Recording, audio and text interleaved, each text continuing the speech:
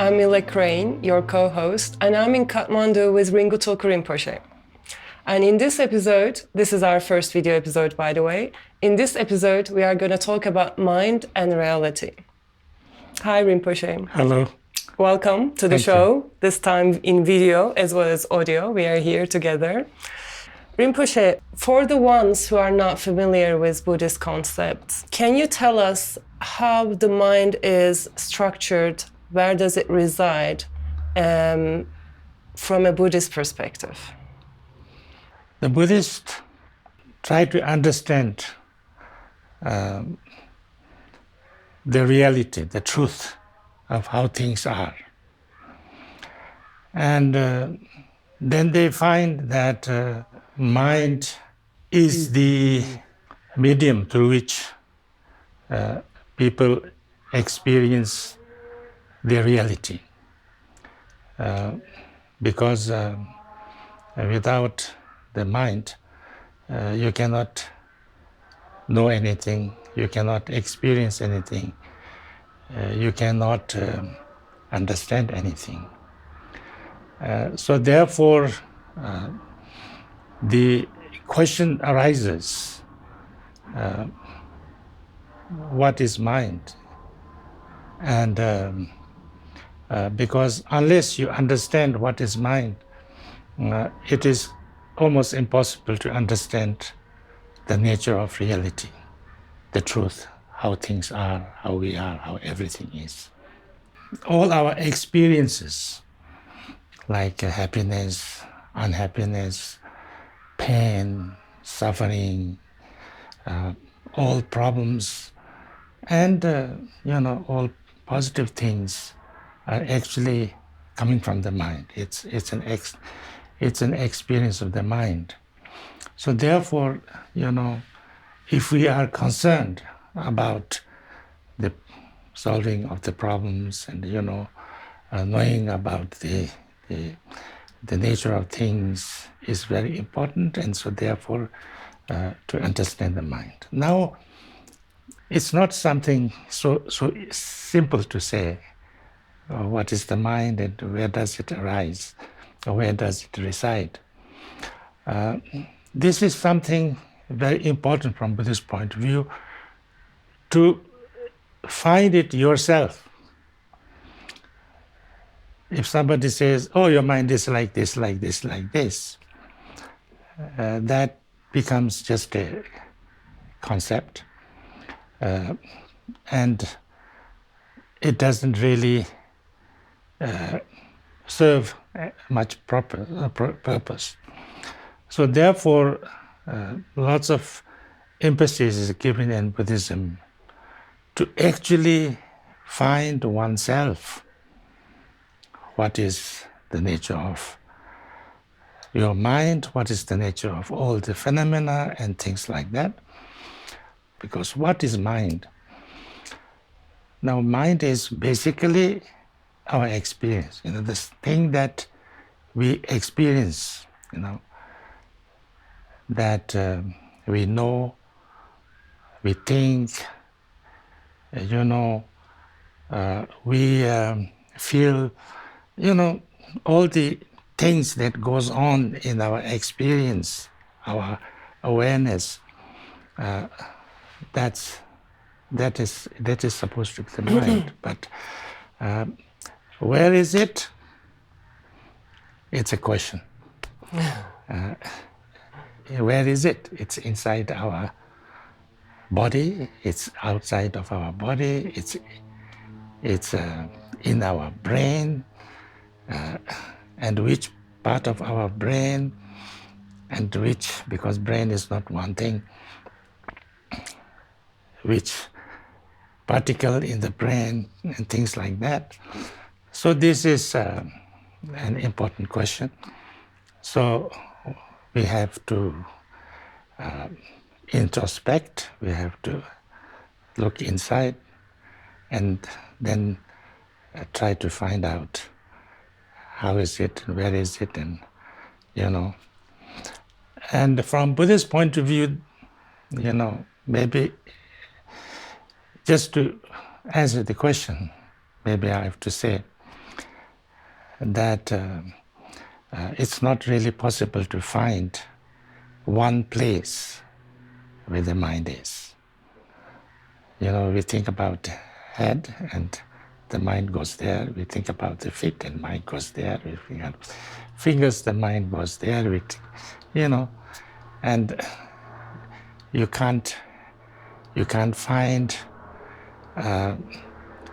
any substance that can be physically examined. That's called mind. It's not something that can be kind of put into a bottle or, you know, held with a pincer or, you know, anything like that. That's why, like everything else, not only, you know, the mind, but even the matter, from Buddhist point of view, it's something difficult to understand and difficult to explain in concepts. Because if you say it is there, you can't exactly say where is it or what is it. You can't find it. If you say it's not there, it's very much there. All experiences are because of the mind. Happiness, unhappiness. There is a quotation which says, Yepa mayen jalvi cha mazik, mepa mayen kondi kunji. Means it's not that it is there, because even the Buddha did not find it. But you cannot say it's not there, because that is the basis of all the samsara and nirvana and everything.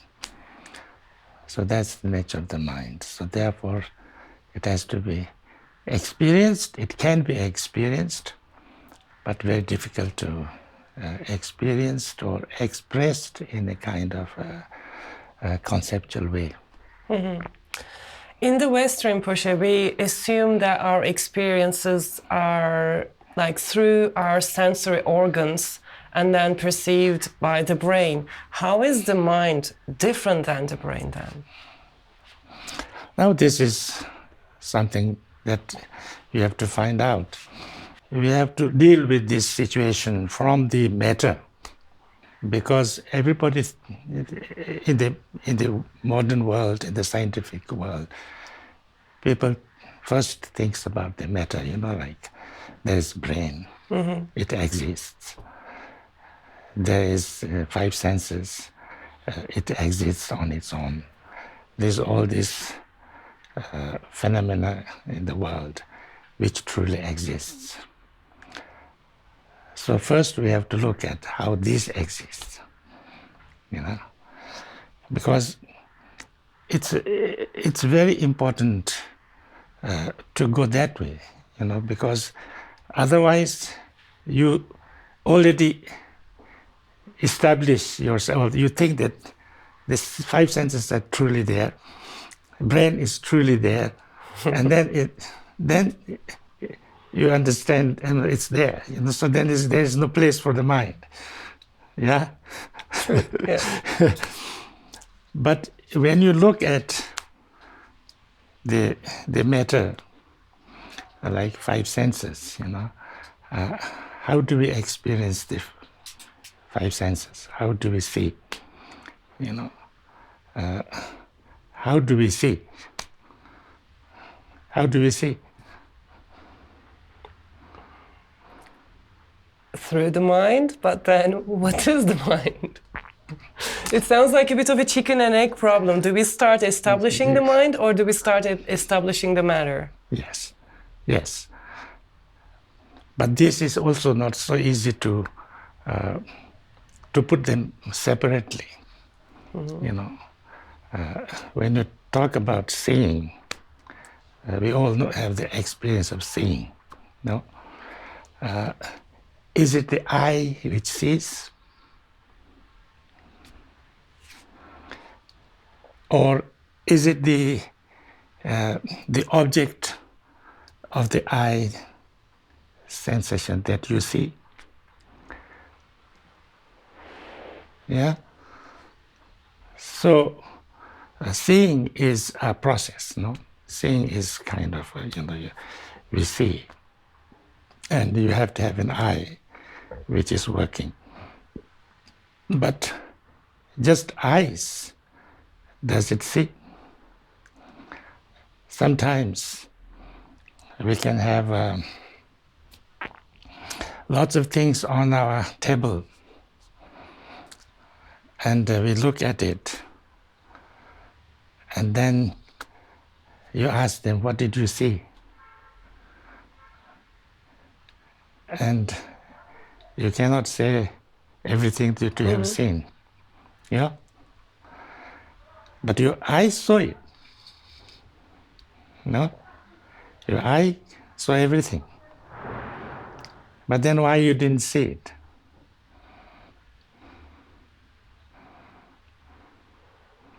Because your mind didn't see it. Yeah?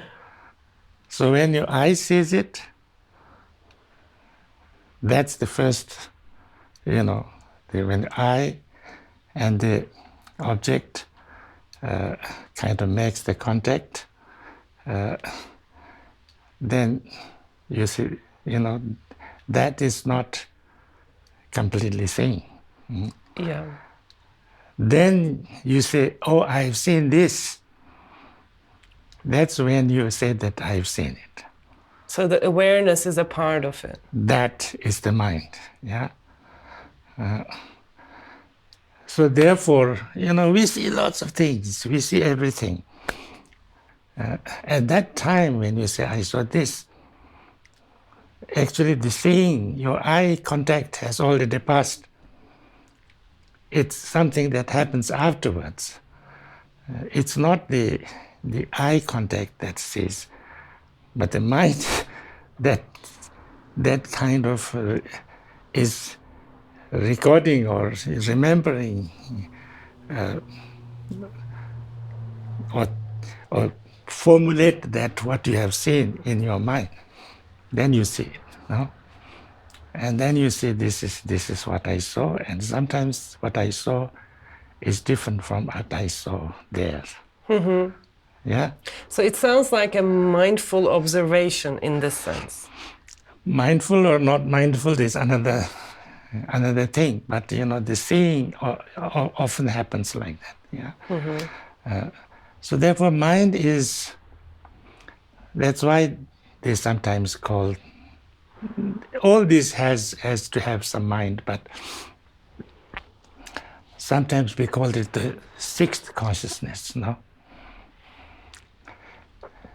Sixth consciousness, eye consciousness, ear consciousness, nose consciousness, or smelling consciousness, tasting consciousness, and then what is the other one? Touch.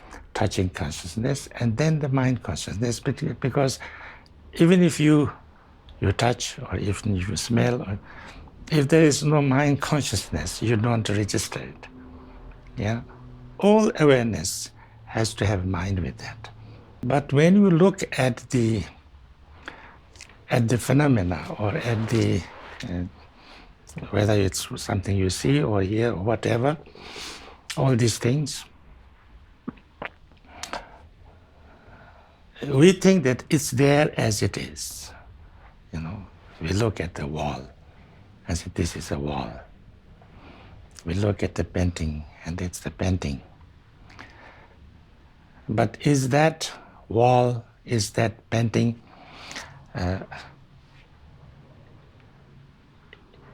is something there like we have colors, we see colors. Is the colors on the painting? We would hope so, because we generally see colors somewhat similar to one another. So we assume that there is a color outside of our perception, right? Yeah, but is it on the there, or it's, if you some of the scientists I have heard said that color is not on there. Color is a light that's reflected. Right. So therefore, it's first, it's very important to understand the reality of the phenomena like matter. Mm-hmm. And if you understand a little bit of that, then it makes you have to refer to, you have no other way but refer to the consciousness. Because, the way you experience things is not just there objectively, but it is everything that we experience, in the life is very much to do with our awareness and consciousness. So therefore, without awareness and consciousness, the objects cannot be totally experienced. It cannot be experienced. And the way we experience, the way has a lot to do with our awareness, consciousness, and you can call it mind. So therefore, to understand the nature of mind, of course, also depends on understanding the nature of phenomena. And then, by understanding nature of phenomena, you understand that all these things is not just there truly existing on its independently, but it is interdependently, relatively, dependently, and our awareness, our consciousness has a lot to contribute to the way we perceive things. How we experience, whether we are happy, unhappy, whether we are satisfied, unsatisfied, we have a peaceful state of mind, unpeaceful state of mind, we are with lots of pain and problem, or totally serene, and depends on how our how we see things and how we understand things and how we react to things. So therefore, how we are, whether we are full of problems and difficulties and anxiety and pain and fear and anxiety and worries and things like that, or we are happy and kind and compassionate and fearless, and is a lot to do with how we see things, how we experience things. Therefore, to understand, to a little bit go to have a better understanding of the reality of mind and mind and body, or mind and matter, is crucial. So therefore, how we experience things, how we understand things,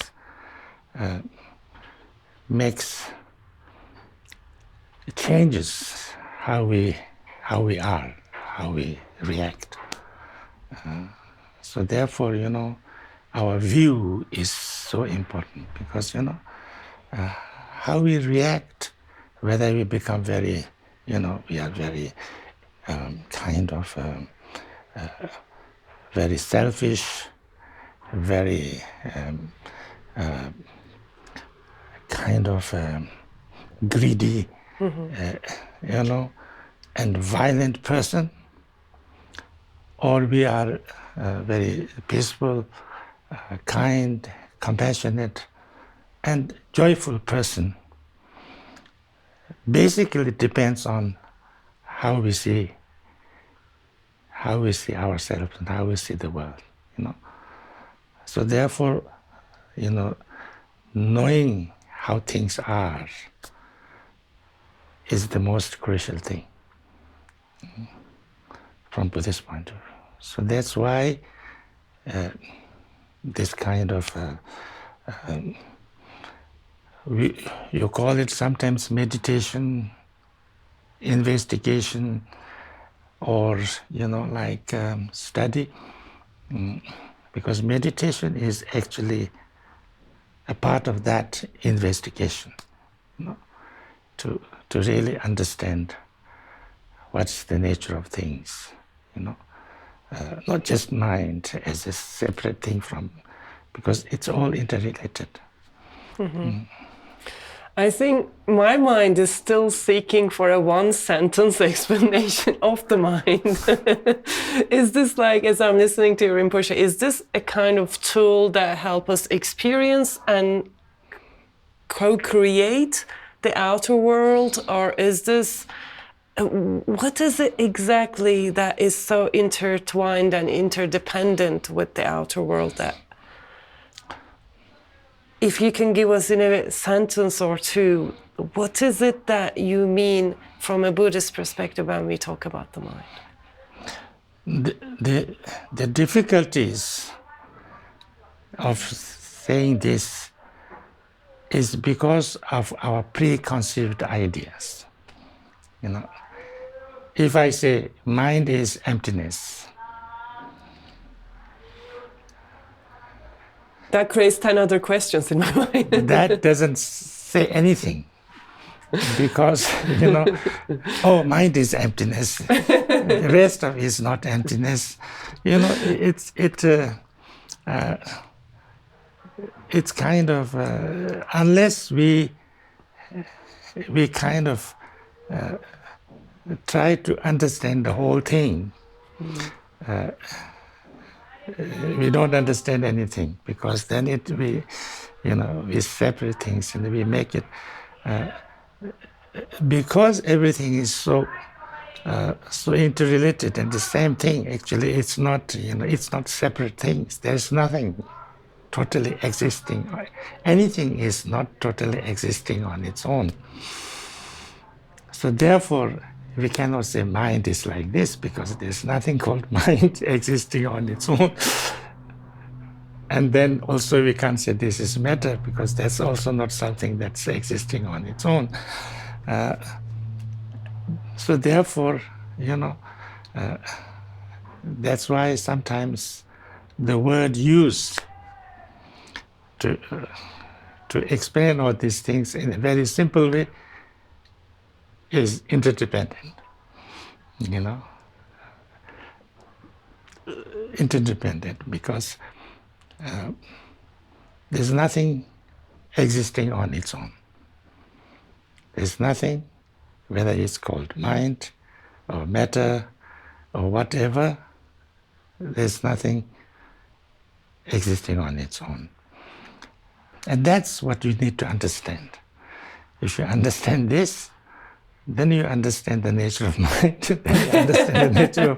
Then you'll understand everything. But to understand that is difficult, because you always question, the arises, what is mind?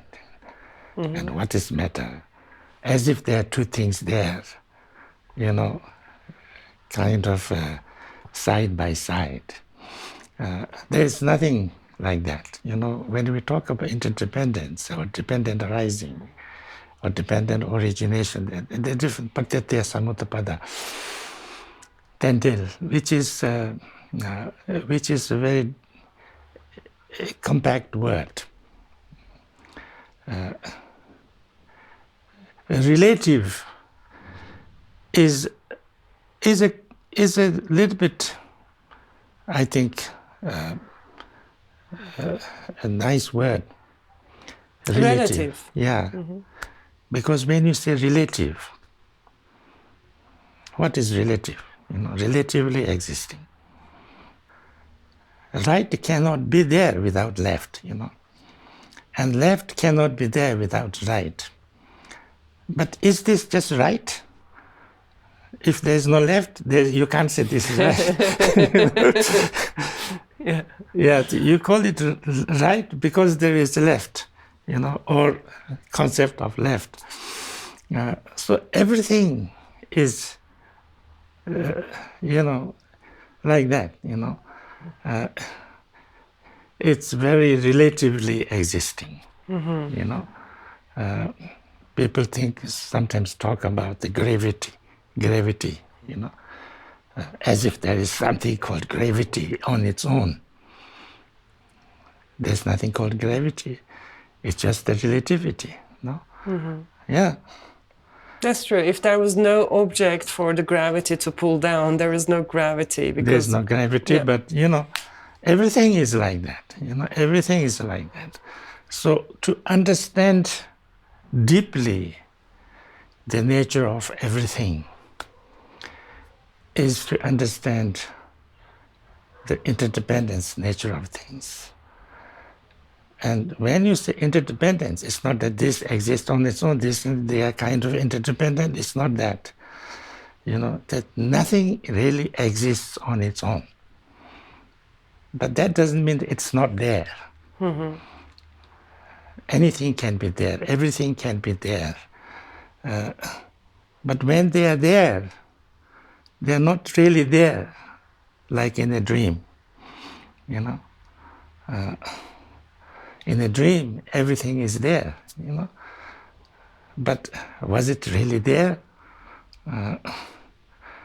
You can't say it was not there, because when you experience it, it was there. But when you wake up, then you know that it was a dream.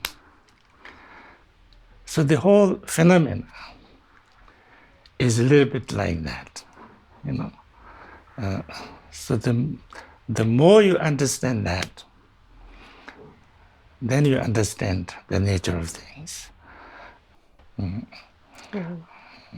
And you mentioned the six consciousness, Rinpoche. So taste, smell, seeing, hearing, and touch, and then the mind. Six senses. Six senses, sorry. Yeah. Consciousness also, yeah. So what happens if somebody is not able to see or hear? Does that mean the eye consciousness or the hearing consciousness or senses don't work, or the mind sense don't work? That depends. I mean, if somebody's eye is defected, then you don't have the seeing, you can't see, because your eyes, your organ of seeing is not there. But that doesn't mean that you don't have a consciousness of seeing. Yeah, you can have a consciousness of seeing, but you can't see. Yeah, and then maybe you can have an operation, and then you can see. It all like that. So it's different. And also maybe sometimes your consciousness also is not there, but then it's another matter.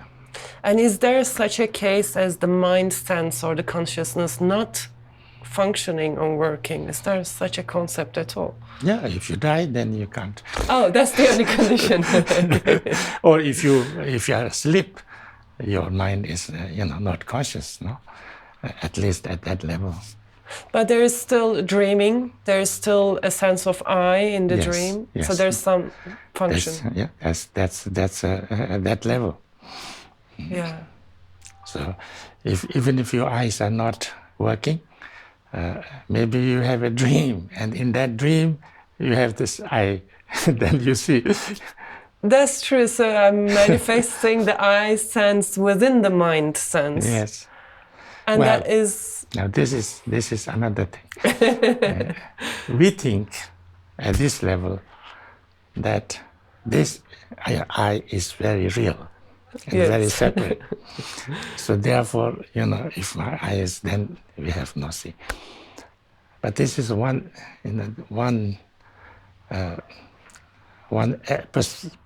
perspective. It's one perspective. Yeah, because maybe in the dream perspective, you have I, and then you see, and then that dream body you have, and this body you have now, how much difference is there? Well, we assume one is flesh and bone and real, and the other one is some imaginary non-existing body. Yeah, but when you were in the dream, it feels real. It was feeling very real. Yeah. And now you feel very real. Yes. I'm hoping I'm not dreaming this interview. But, you know, how actually real it is, it's difficult to say. You know, if you look at yourself, you know, like if you look at anything, what am I made of? Atoms. No? My eyes is also made of atoms. My face is also everything is made of atoms. And each atom is made of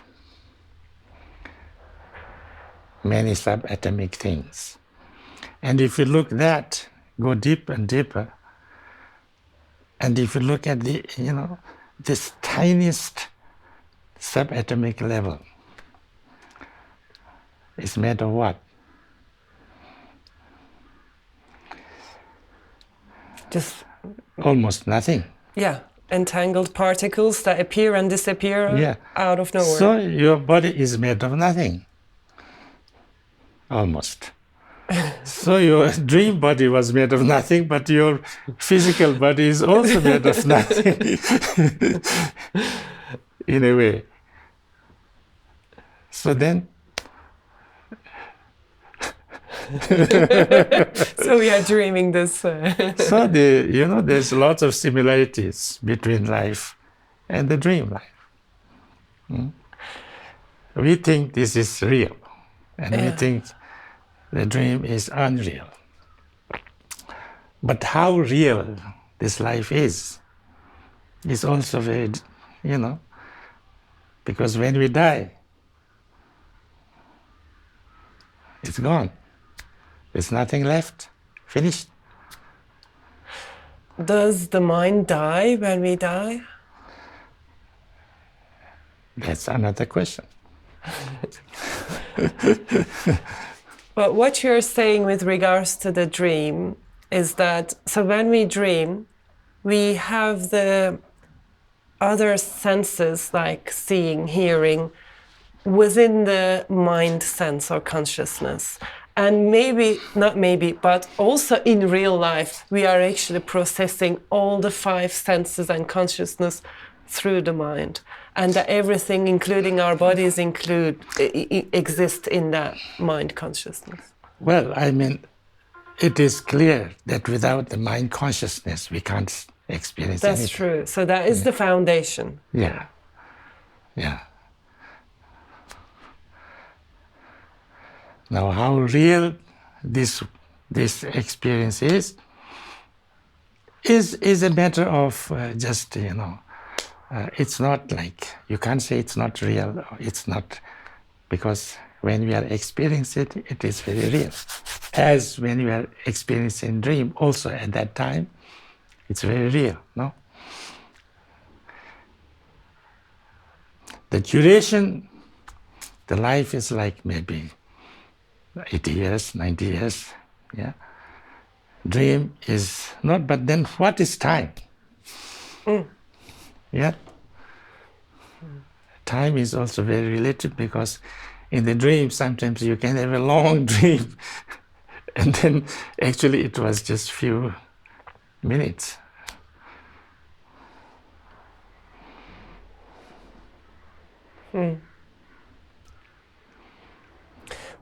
Is there such a thing as collective mind? Because if the mind is foundation to this all, how can I perceive this table and share it with you? This is another. We are discussing whether that mind or that thing, the total experience is truly there or not. So if that is not truly there, then, you know, collective, what is collective? But we agree that there's a table here. How can we agree that if we have two separate minds, how do we both perceive how do we both perceive the illusion or the dream that there's a table here? Yeah. So in the dream, did you agree with the other person in the dream? But I created the other person in my dream, whereas I'm hoping there is you, Rinpoche, right here sitting in front of me. That's your, that's your concept, your experience. A little bit. But when you say there is a collective mind, I mean, this is already on the basis that the mind is totally existing on its own. That's right. Again. Then you say there is a collective mind or individual mind or anything like that. But when everything is interdependent and kind of interdependent arising, then you can't say even mind is truly there or not, and then you can't say it is collective or not. How do we agree that there's a table here? Oh, this is just another,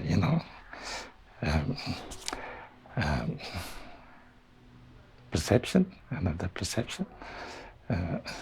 But we share this perception? No. We share this perception.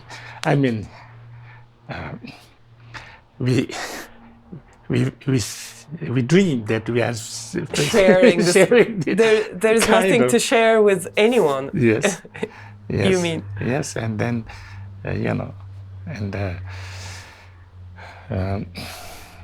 this is, our perception. So it's there. It's like that. It's truly there at a relative level.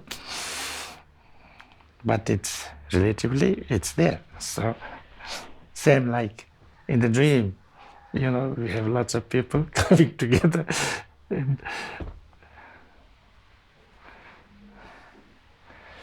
And how are we to navigate this dream here, if it is like a dream?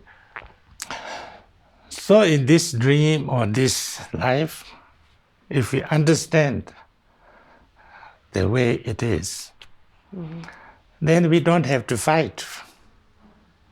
No? What is there to fight? so we can live happily and joyfully and peacefully and harmoniously. Yeah. Rinpoche, in this interdependent state you mentioned, how does reincarnation and karma fit? Actually, all these things like karma, reincarnation, hell, and heaven, and all the 6 realms, and all the beings, all these things are part of the, understanding of interdependence. No? If something was totally existing on its own, this is from a Buddhist point of view, like if something is existing on its own, then that has to be like that only. And it cannot become something else, or it cannot produce something different. It has to be only that. But it's not like that, Everything is not truly existing on its own, but it is dependently there, relatively there. So, out of 2 things, some third thing can happen. Yeah.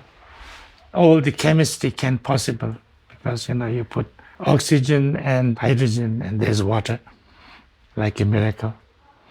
But everything, there's mountains and there's rivers and there's people and there's animals, all kind of animals. There's galaxies, there's, all kind of things is possible because there's nothing truly existing. Like, you can dream anything. So that's why everything is possible. Yeah, that's why there's karma. That's why there is liberation.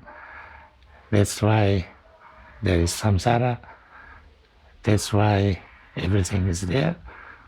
And things can change, You can be in samsaric level, you can be suffering a lot, but next moment you can get liberated from it.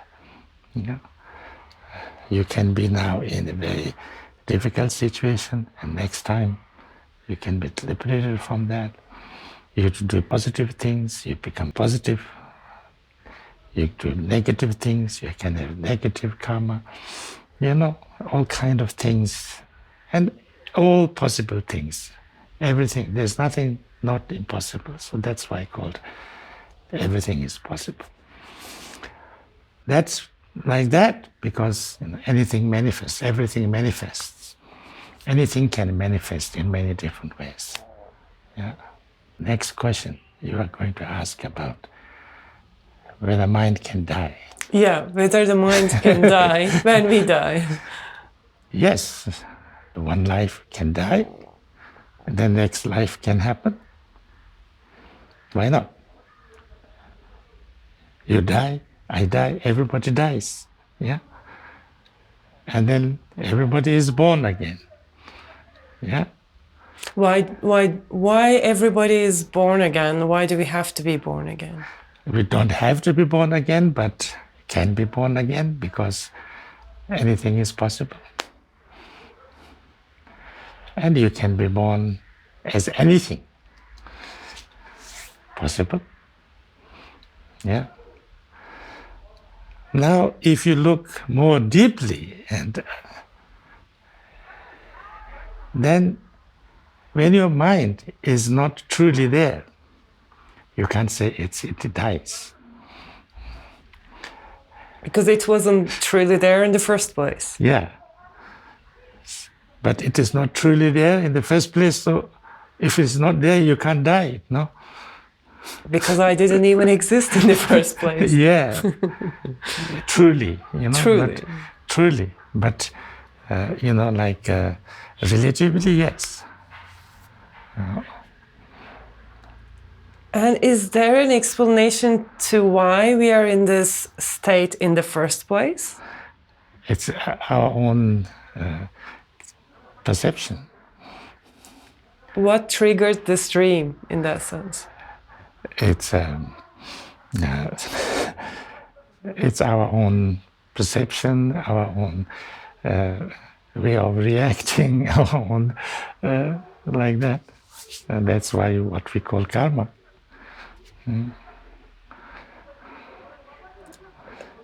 And that is another thing that, again, it's not truly there. So, anything is possible. And it's not that anybody did it for you. It's just,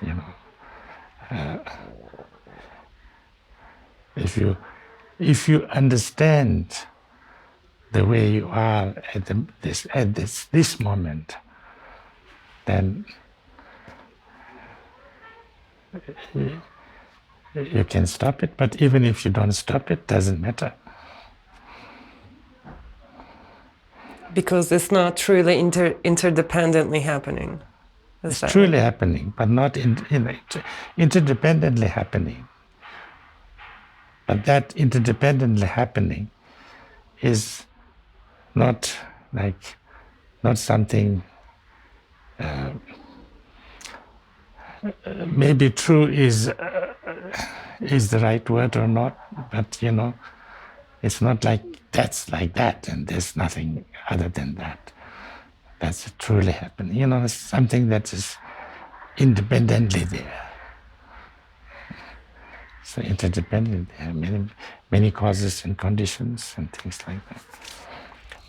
If anything is happening, if anything is possible, then it is possible to go beyond karma and even rebirth.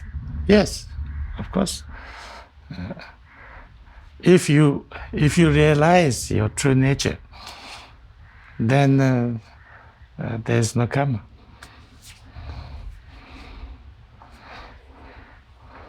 Final question, Rinpoche. I have so many more, but I will ask one final question. There still seems to be some kind of rules to the stream, like we were talking about gravity. Why then, if anything is possible, why we have such rules? Yeah, it's not haphazard. No, it's interdependent. Interdependent means like, like chemistry. Chemistry is not Random. without rules. Everything that is interdependent is because of all these causes and conditions, then this happens. Because of all these causes, then nothing is haphazard. That's why karma is like that. That's it. Thank you so much for your time, Rinpoche. So let's go and have some lunch.